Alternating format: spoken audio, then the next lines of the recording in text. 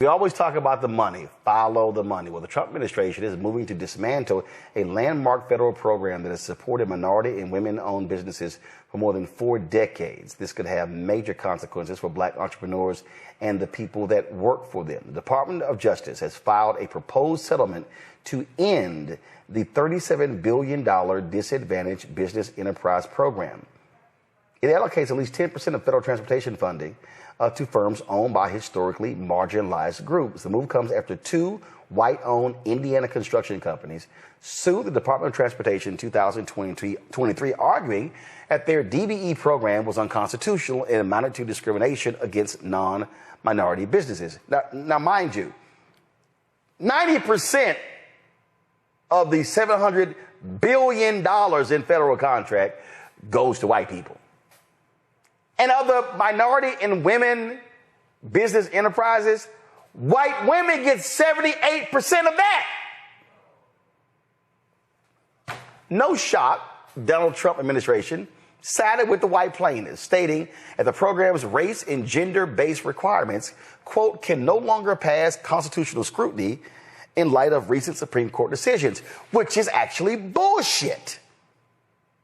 If a federal judge approves the settlement, the DBE program would be permanently dismantled, putting at risk the livelihoods of 49,000 minority and women-owned businesses that rely on these contracts to grow and compete in the $759 billion transportation sector. Matt, this is why this is bullshit.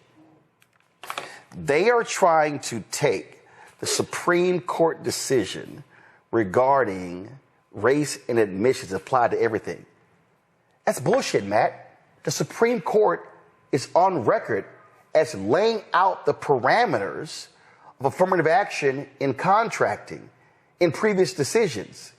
So this college admissions ruling should have no bearing on the other programs, which the Supreme Court has already established precedent. Now, they can always overturn that precedent, but to say that the college admissions Supreme Court decision now impacts every other is a lie. Which is exactly why they're framing it this way, to try to extend or modify the law.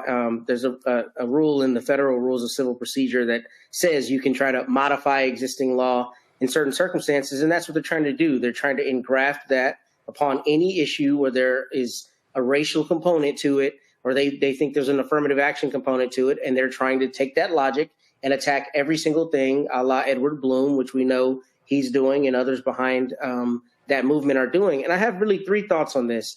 The first is, I had a conversation this week. I didn't realize that she had said this, but Nicole Hannah-Jones apparently said something I think very profound that's appropriate here. She said, what you're seeing the language of civil rights obviously being co-opted by white plaintiffs trying to turn things on their head. And that's exactly right, because if you look at this complaint, in this complaint, they cited that, quote, disfavored groups are being disadvantaged by, quote, preferred racial groups.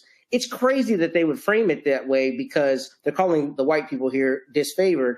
But just like you said, the imbalance is so egregious. I mean, 90% of that $7 billion is going towards white firms, then it stands to reason that is de facto the favored group. So to use that language is to turn it on its head and to try to extend that law.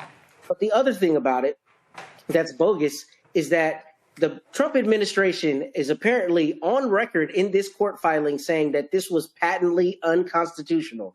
Now, Roland, every day of the week, they file some asinine lawsuit that is patently unconstitutional, or really, he files an executive order that on its face is unconstitutional. We're seeing the courts continue to say they're doing things unconstitutional, and they're talking out the other side of their head this time when they say that this is unconstitutional, and that's why they're ending the program. So there's not only cognitive dissonance, but there is flat out dishonesty because they choose to do things that are unconstitutional when it's ideologically consistent with what they want to do. And otherwise, they're trying to beat the drum the other way. And you cannot have that. Michael, you remember this bullshit right here? The Platinum Plan. Opportunity. By achieving historic employment levels for Black Americans as well as increasing access to capital for new businesses, Trump has been committed to ensuring all Black Americans can achieve the American dream. Remember, he claimed 3 million new jobs, creating 500,000 new black-owned businesses, increase access to capital in black communities by almost 500 billion, blah, blah, blah, blah, blah. All the little black economic empowerment and access to capital. Oh, I'm going to do all of these things, and this, that, and the other. And oh, look at this here. Oh, my goodness, fueling access to capital for black-owned businesses. Oh, look at this here. He said, make the Minority Business Development Agency permanent. Appoint its leader to the Assistant Secretary of Commerce level. Create a sub-office of African American Affairs and engage with private sector advisors to ensure real-world plans and solutions. Oh, look at this here. Increase the number of black-owned contracting businesses, financial services entities, and private equity investment funds through regulatory reform and up to $40 billion in government funding alongside traditional private investment. Oh, that was all of the things that he was sitting here touting that he was going to be doing. And boy, look at this right here. He said he was going to seek infrastructure funding that will lead to widespread growth in the annual $500 billion federal contracting opportunities. Look at this here. Grow minority-owned businesses with additional tax cuts to stimulate hiring and investment. We said it then. And then all these Negroes, Ice Cube, he met with the Trump people and y'all diss Cube. What did I say to Ice Cube? They full of shit, Cube. Don't buy the bullshit, Cube. They lying. We said that. We called it out. And all these little Negroes, and I'm going to talk about some of them, the help. I call them the help. And that's right. I'm talking about you, Michaela Montgomery. I'm talking about you, Sharice Lane. I'm talking about you, Pastor Darrell Scott. I'm talking about David Harris. I'm talking about King Randall. I'm talking about Joseph Pinion. I'm talking about Terrence Williams. All you Simple Simon Negroes who were at the White House Black History Month reception, y'all just skinning and grinning. Y'all just happy to be in the house, thinking y'all doing boots on the ground when they were sitting here tap dancing on your goddamn heads. Roland, I call that the fool's gold plan. We talked about this on your show, October 2020. That's when I made my first appearance. I've been on your show for 5 years. I call that the fool's gold plan. Donald Trump basically didn't do any of that stuff in his first term in office. Keep in mind, he had 4 years to do all that. He basically did none of that. And he just signed an executive order at the end of March 2025 to kill the Minority Business Development Agency that he promised in the bullshit platinum plan that he was going to make permanent. Okay. And when you look at the conversation that we just had with Naomi, you look at that Supreme Court ruling, 2023 Supreme Court ruling that struck down affirmative action in college admissions. They're using this as one of the tools to gut all these programs that were partially beneficial for African Americans. Whether we talk about the $37 billion program, the Disadvantaged Business Enterprise program, okay, and then you saw on the Platinum Plan, he talked about an infrastructure bill. Every other week was infrastructure week in the first Trump administration. He could not get an infrastructure bill passed. But you know who got one pushed through? Biden Harris, $1.2 trillion infrastructure bill. And this $37 billion is distributed. It's distributed in that $1.2 trillion infrastructure bill. So when you go through, and I encourage all the people that you just named, Google, how have the policies of the Biden-Harris administration helped the black community? One of the documents that comes up is about a 36-page document that takes you through all these. The fastest growth of black-owned businesses in the last 30 years happened under the Biden-Harris administration. When you look at the also $10 billion in government contracts, okay, in 2023, $10 billion in government contracts went to African-American owned businesses. Now, even though that was only about 1.7% of all government contracts, that's a record amount. We didn't get that under the Trump administration. But see, again, their whole deal here, Melinda, is to shut it all down.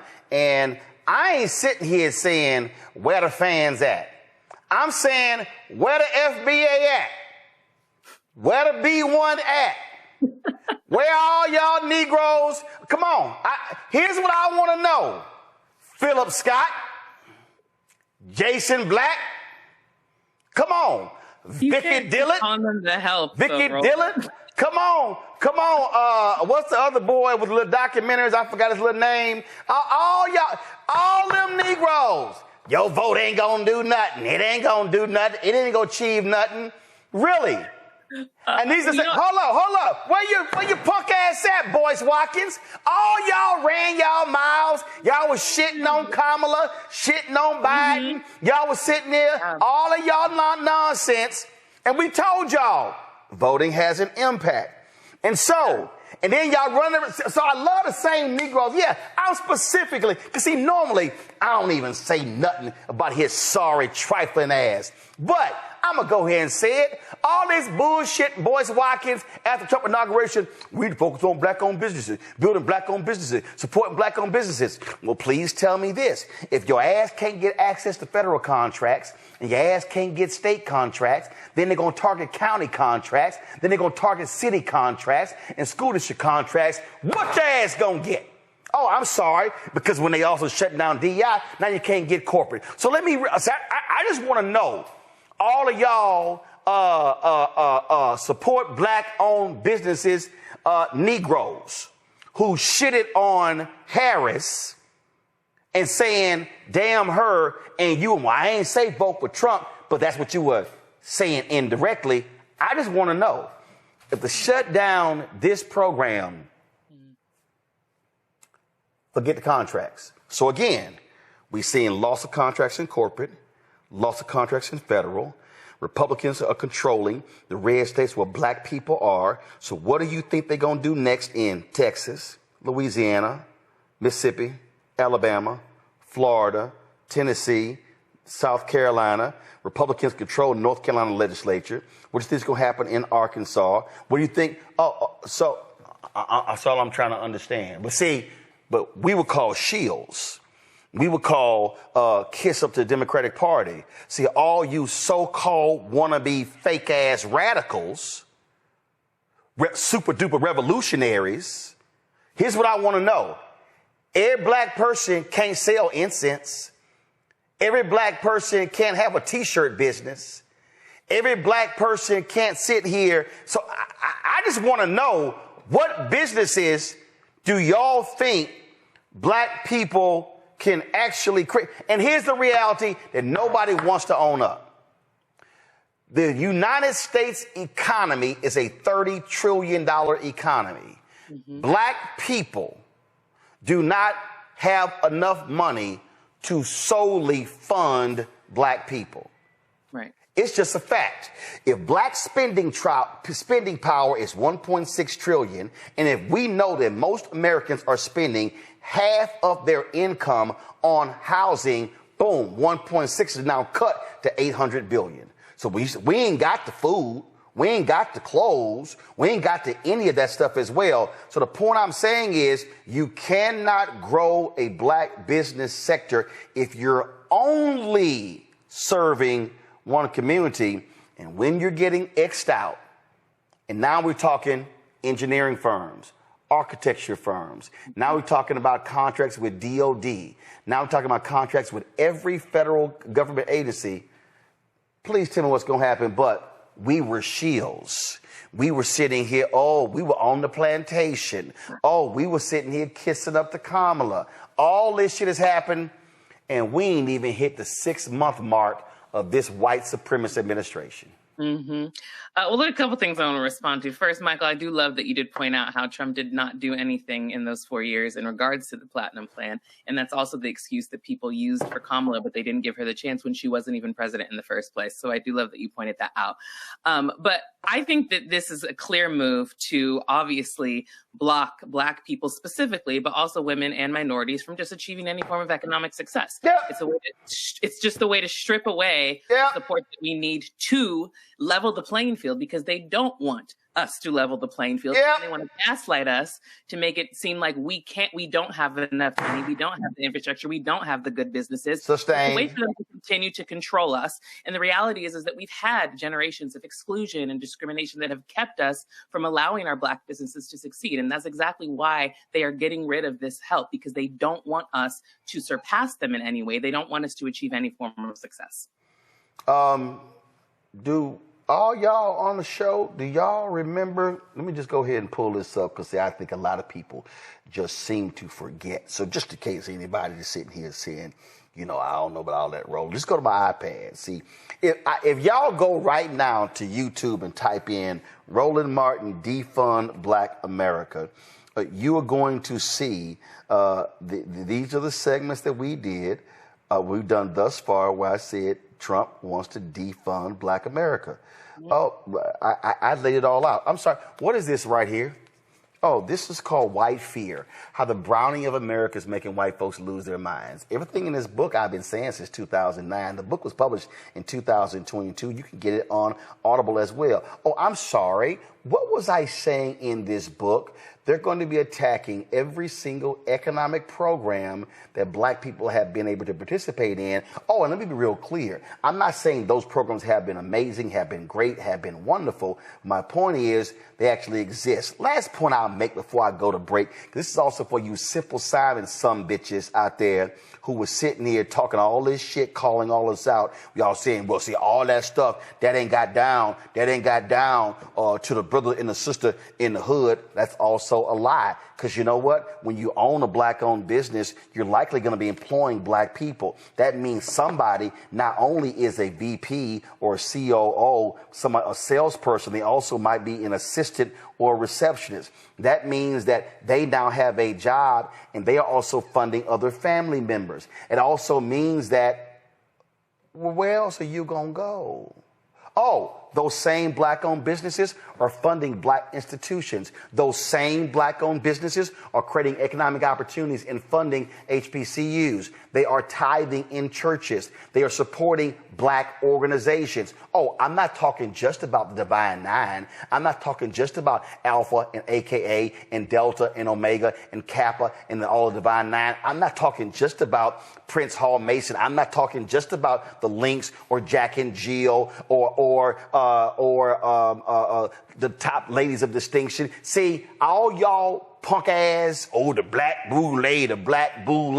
Y'all don't know shit about black people. Y'all don't know shit about how black people, how things are funded in the black community. And the underpinning of the black middle class and the black lower class has literally been access to contracts. On top of that, it has been access to jobs in government, federal government, state government, city government, county government, school district government. So what then happens when you begin to whack those particular jobs? What begins to happen when you whack those jobs? Oh, I'm sorry. They start getting laid off. Oh, I'm sorry. What then happens? Their kids now can't go to school. What then happens? They now have to file for unemployment insurance because they don't have a job. And we're seeing that right now. So it's called the downstream effect, the downstream impact of all of these different things. And all y'all Simple Simons. Oh, I remember Umar saying that vote ain't going to get you nothing. Really? Okay. Gotcha. All y'all, all them people y'all listen to, all running their mouths, feeding the algorithm, feeding on Instagram and TikTok and Twitter and Facebook and YouTube, and y'all sitting there going, see, you a sellout. Say, yeah, you a sellout. You a sellout. And we told y'all asses this was going to happen. We told you exactly what they were going to attack. And here's the worst part. They fucking told you to. They gave your ass a nearly 1,000-page document, and they told you we coming after all your shit. And y'all run the fuck around with your little, talking Black Wall Street. Oh, yeah, we need to give back to Black Wall Street. Well, tell me this here. How you gonna build some shit without some contracts? See, y'all, the same Simple Simons. Oh, yeah. See, you got $350,000 from the Kamala campaign. You got that. It's called advertising. You know who also got advertising? Disney, Comcast, Sinclair. I could go down the damn line. All media companies live on advertising. Oh, I'm sorry. So if I got a media company, I can't get advertising. So I'm supposed to do shit for free, run ads for free. Really? So when Netflix is running ads on a Fox, what? So Fox get to charge them for ads, but I can't charge them for ads? Is that how this works? Oh, I'm sorry. So how did we just buy our new vehicle for $276,000? How do we pay for the insurance for $20,000 a year? Oh, it's coming from advertising contracts. That shit's called business. So can we just go ahead and cut to the chase? The real reason that people are talking all this shit, a bunch of them Simple Simons, because they actually don't have businesses. They've been talking about opening schools now for a decade. See, I'm going there because, see, this is what happens when you listen to people who don't know shit they talking. I saw a video earlier, and a sister did, she just killed me with the video. She said, don't y'all notice? She said, very few people go from employee to entrepreneur. She said, your ass was never a middle manager. You ain't never seen a P&L statement. You ain't never seen a damn spreadsheet. But now you want to be an entrepreneur because you think a business card says CEO, and now you the boss, and now you running some shit. No, that ain't the case. Oh, I know somebody sitting there saying, damn, dog, you on one. Yeah, I'm on one because we told you, dumbasses, what was going to go down. We told you what they were doing. We told you that they were pissed with the advancements of Black America. We told you they did not like 2043 and the estimate saying America's going to be a nation majority people of color. We told y'all that. So that's why they hate the Haitians in Springfield. That's why they can't stand Black and brown immigrants coming into this country, because they like, nah, this our shit. We told y'all what the scene from the movie The Good Shepherd, when Matt Damon said, when Joe Pesci said, we got this and they got this. What y'all got? They said, we got the United States of America. The rest of y'all just visited. But a lot of y'all chose to listen to chaos agents who are grossly ill-informed. And what are they doing? They snatching it all. What did we just tell y'all? They want to permanently get rid of the Disadvantaged Business Enterprise Program. Yep. Do you now understand that you wiped that out? Now, please tell me how you gonna compete for contracts. You do know that under Trump, they rebundle contracts. So as opposed to having $10 million contracts, which you were then able to compete for, they no, make that one $100 million contract. Now you can't compete. Oh, I'm sorry. Where did that unbundling come from? Oh, that was from Maynard Jackson. That was from Atlanta. You know, the city where Black people were getting 0.0012% of all contracts. 1972, he became mayor in 1973. So what did he say? Let's unbundle contracts to allow an African American to become a prime contractor. What does that mean? Well, because the rules say, I cover city government, y'all cover county government. I saw how they actually wrote the rules of various proposals. Yes, I actually saw how they were written. And they would say, you cannot bid on a prime contract unless you have been a prime contractor. So therefore, if you are only a subcontractor, you never can bid on a prime contractor. Maynard Jackson in Atlanta, they changed that when they said, okay, we're going to break the contracts up. You now can, we're going to call them 10 prime contracts. You now can bid on a prime. And if you bid on a prime and win it one time, you now can compete for prime contracts in the future. But y'all keep listening to the Simple Simons who call us shields, who say we're the boule, who say we talk down to regular ordinary people. And understand, they literally have no idea what the hell they're talking about. And they got a lot of y'all fooled listening to them. And y'all just repeat phrases as if, and then you say, oh yeah, y'all are over there talking down to people. Okay. Please, by all means, tell me what's going to happen when a $37 billion initiative is wiped out. Where you going to go? That's why y'all got to support this show. That's why y'all got to watch this show. That's why y'all got to not listen to folk who know what they're talking about. Because I'm telling y'all, and this is real simple. How many of these same shows talking about this very story? I'll wait. And what are they saying? I'll wait. They ain't saying nothing. They feeding you a bunch of bullshit. Now, maybe you can subsist on bullshit, go right ahead. Because for me, last I checked, what you ingest is what you output. So therefore, if you ingest bullshit, you're going to output bullshit. You're our Brina Funk fan club.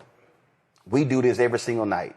And it's this show and others, because this is about getting real information so you can understand the attacks that are going on, and there is a clear and present danger, and that is a racist asshole who is sitting in 1600 Pennsylvania Avenue who is causing massive destruction to not only present-day America, present-day Black America, but they simply want to provide more destruction.